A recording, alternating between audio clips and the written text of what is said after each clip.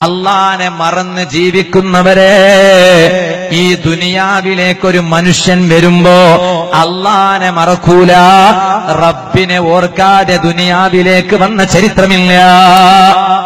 അതുകൊണ്ടാണ് ഉമ്മമാരോട് പ്രത്യേകിച്ച് നബി സല്ലല്ലാഹു അലൈഹി വസല്ലം തങ്ങൾ പറഞ്ഞിട്ടുണ്ട്, ഒരു ഉമ്മ ഒരു കുഞ്ഞിനെ പ്രസവിച്ച ഉടനെ ആദ്യത്തെ ഒരു വർഷക്കാലം, ഫസ്റ്റ് 1 ഇയർ, ആദ്യത്തെ ഒരു വർഷക്കാലം ഒരു ഉമ്മ ഒരു കുഞ്ഞിനെ പ്രസവിച്ച ഉടനെ ആ ആദ്യത്തെ ഒരു വർഷം കുഞ്ഞിനെ അടിക്കരുത്. കുഞ്ഞ് കരയുമ്പോ ഉമ്മ മാത്രല്ല ഉപ്പയും അടിക്കരുത്.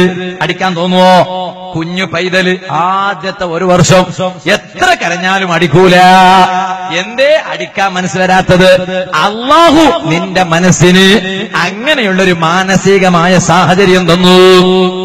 അതേ സമയത്ത് കുഞ്ഞു ഒരൽപ്പം വലുതാകുമ്പോ ചിലപ്പോ മിണ്ടാതിരിക്ക് എന്ന് പറയുമ്പോ ചിലപ്പോ മിണ്ടാതിരുന്നില്ലെങ്കിൽ ചിലപ്പോഴങ്ങ് ശകാരിക്കും.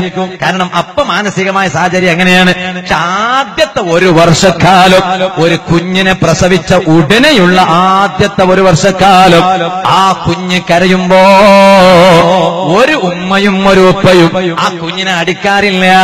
കാരണം മുത്തു നബി സല്ലല്ലാഹു അലൈഹി വസല്ലമയുടെ ഉപദേശമാണ്, ലാ തദ്രിബൂ അത്ഫാലകും ഇൻദ ബുകാഇഹിം സനാ.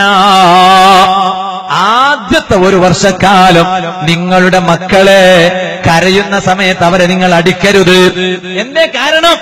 ഒരു വർഷമെന്ന് പറഞ്ഞാൽ 1 ഇയർ മീൻസ് 12 മന്ത്സ്. ഒരു വർഷമെന്ന് പറഞ്ഞാൽ 12 മാസങ്ങളാണ്.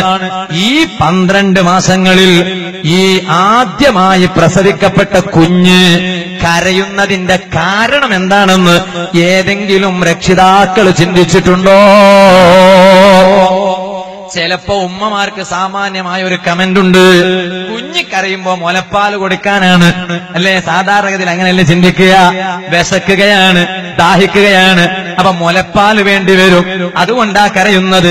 അല്ല ഉമ്മമാരെ, അതുമാത്രമല്ല, ചിലപ്പോ കൂട്ടത്തിൽ അതൊന്നുണ്ടാകാം. പക്ഷേ ഒരു വർഷക്കാലം, ആദ്യത്തെ ഒരു വർഷക്കാലം ഈ കുഞ്ഞ് കരയാനുള്ള കാരണം മുത്തു നബി സല്ലല്ലാഹു അലൈഹി വസല്ലം പഠിപ്പിക്കുകയാണ്. ഒരു വർഷം എന്ന് പറഞ്ഞാൽ 12 മാസങ്ങളാണ്.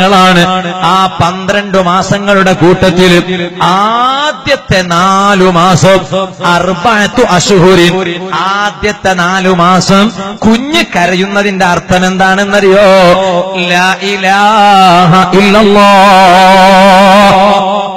ആ കുഞ്ഞ് അള്ളാഹ്ക്ക് ചെല്ലുന്ന ദിക്റാത് ലാ ഇലാഹ ഇല്ലല്ലാഹ്. ഞങ്ങളൊക്കെ ലാ ഇലാഹ ഇല്ലല്ലാഹ് പറയാറില്ലേ? കുഞ്ഞിന്റെ ഭാഷയിൽ കുഞ്ഞിന്റെ കരച്ചില് ലാ ഇലാഹ ഇല്ലല്ലാഹ്. അതുകൊണ്ട് രക്ഷിതാക്കളെ, ആദ്യത്തെ 4 മാസങ്ങളിൽ കുഞ്ഞ് കരയുമ്പോ നിങ്ങളെങ്കാലും അടിച്ചാൽ ലാ ഇലാഹ ഇല്ലല്ലാഹ് എന്ന ദിക്ർ ചൊല്ലിയത് കൊണ്ട് നിങ്ങൾ അടിച്ചു എന്ന് വരും. അതുകൊണ്ട് അടിക്കല്ല. ഇനി രണ്ടാമത്തെ 4 മാസം, ആ രണ്ടാമത്തെ 4 മാസങ്ങളിൽ കുഞ്ഞ് കരയുന്നതിന്റെ അർത്ഥം എന്താണ്? അസ്സലാത്തു അലൻ നബി സല്ലല്ലാഹു അലൈഹി വസല്ലം. നബി സല്ലല്ലാഹു അലൈഹി വസല്ലമ തങ്ങളുടെ മേൽ സ്വലാത്ത് ചൊല്ലലാണ്. അപ്പൊ രണ്ടാമത്തെ 4 മാസങ്ങളിൽ ഒരു കുഞ്ഞ് കരയുന്നതിന്റെ അർത്ഥം എന്താണ്? ആ 4 മാസങ്ങളിൽ നബി സല്ലല്ലാഹു അലൈഹി വസല്ലമ തങ്ങളുടെ മേൽ സ്വലാത്ത് ചൊല്ലുന്നു എന്നതാണ്. അപ്പൊ ഒരു കുഞ്ഞ് രണ്ടാമത്തെ 4 മാസങ്ങളിൽ കരയുമ്പോ ആ കുഞ്ഞ് സ്വലാത്ത് ചൊല്ലുന്ന സമയത്ത് കരയുന്ന നേരത്ത് അടിച്ചാൽ സ്വലാത്ത് ചൊല്ലിയത് കൊണ്ട് കുഞ്ഞിനെ അടിച്ചു എന്ന് വരും. അതുകൊണ്ട് രണ്ടാമത്തെ 4 മാസങ്ങളിൽ അടിക്കല്ലേ. ഇനി മൂന്നാമത്തെ 4 മാസങ്ങളിൽ ഒരു കുഞ്ഞ് കരയുന്നതിന്റെ അർത്ഥം എന്താണ്? അദ്ദുആഉ ലിവാലിദൈഹി. ഉമ്മാക്ക് വേണ്ടിയും ഉപ്പാക്ക് വേണ്ടിയും ഒരു കുഞ്ഞ് കണ്ണീരിറ്റിച്ച് പ്രാർത്ഥിക്കുന്ന പ്രാർത്ഥനയാണത്. അതുകൊണ്ട് മൂന്നാമത്തെ 4 മാസങ്ങളിൽ ഒരു കുഞ്ഞ് കരയുമ്പോ ആ കുഞ്ഞിനെ നിങ്ങൾ അടിച്ചാൽ ഉമ്മാക്ക് വേണ്ടി ഉപ്പാക്ക് വേണ്ടി ആ കുഞ്ഞ് ദുആ ചെയ്യുമ്പോൾ കരഞ്ഞതുകൊണ്ട് നിങ്ങൾ അടിച്ചു എന്ന് വരൂ. അതുകൊണ്ട് ആദ്യത്തെ ഒരു വർഷക്കാലം കുഞ്ഞ് കരയുമ്പോൾ അടിക്കരുത്. ഇവിടെ ഒരു പോയിന്റ് നോട്ട് ചെയ്യണേ രക്ഷിതാക്കളെ. ദിക്ർ ചൊല്ലിയിട്ട് ദുനിയാവിലേക്ക് വന്ന കുട്ടി, സ്വലാത്ത് ചൊല്ലിയിട്ട് ദുനിയാവിലേക്ക് വന്ന കുട്ടി, ഉമ്മാക്കും ബാപ്പാക്കും പ്രാർത്ഥിച്ച് ദുനിയാവിലേക്ക് വന്ന കുട്ടി, ആ കുട്ടി വലുതാകുമ്പോ ദിക്ർ കൈവിടുന്നതെന്തിന്? സ്വലാത്തിന്റെ വിരോധിയാകുന്നതെങ്ങനെ? ഉമ്മാക്കും ഉപ്പാക്കും എതിരാകുന്നതെങ്ങനെ?